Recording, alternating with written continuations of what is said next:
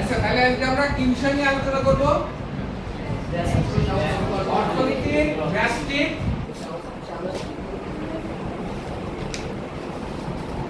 ও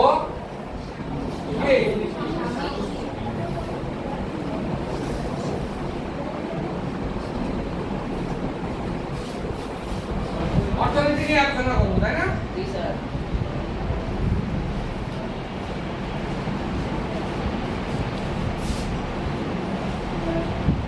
ব্যষ্টিক আর সামষ্টিক অর্থনীতি কি?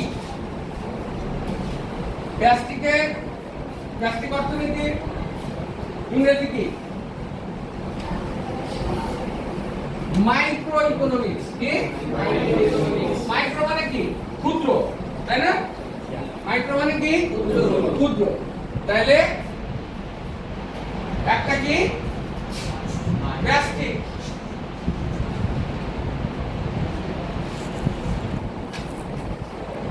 অর্থনীতি, তাকে আমরা ইংরেজিতে কি বলতে পারি?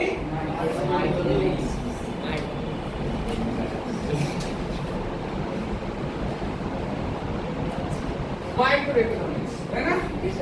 মাইক্রো ইকোনমিক্সটা কি?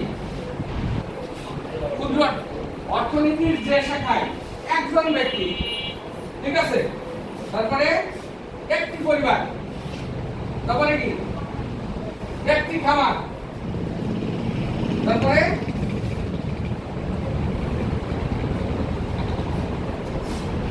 একটি দ্রব্য, একটি বাজার, এগুলো নিয়ে আলোচনা হয়, যেটা ক্ষুদ্র ক্ষুদ্র সহজ কথা।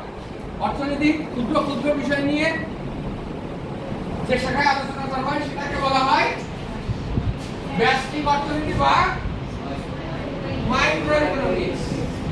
আরেকটা কি? সামষ্টিক।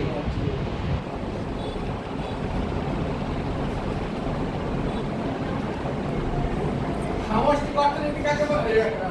সামষ্টিক অর্থনীতি ইংরেজিতে আমরা কি বলতে পারি? ম্যাক্রো।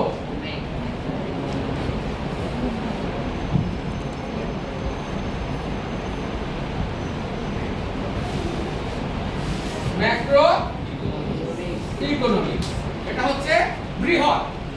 তাহলে একটি জায়গায় এখানে কি চলে আসবে? আমরা মাইক্রোতে সবকিছুকে ক্ষুদ্র বা একক হিসাবে দেখছি, আর এটাতে আসবে যেখানে মোট, যেমন বা বৃহৎ কিছু, যেমন আমরা কি বলতে পারি?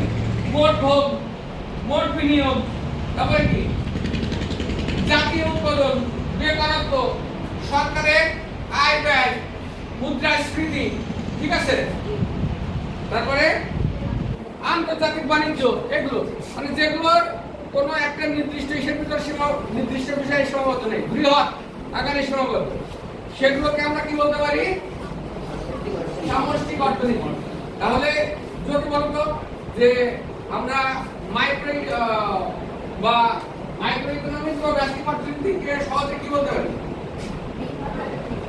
বৃহৎ। মাইক্রো আর মাইক্রো আর ম্যাক্রো দুটোকে আমরা বৃহৎ এবং ক্ষুদ্র বা বৃহৎ এই দুটা হিসাবে ভাগ করতে পারি। আমরা সামনে কোনগুলো মাইক্রো ইকোনমিক্স নিয়ে আলোচনা হবে, কোনগুলোতে ম্যাক্রো ইকোনমিক্স নিয়ে আলোচনা হবে, সেটা আমরা তোমাদেরকে জানাবো। ঠিক আছে, ধন্যবাদ সকলকে।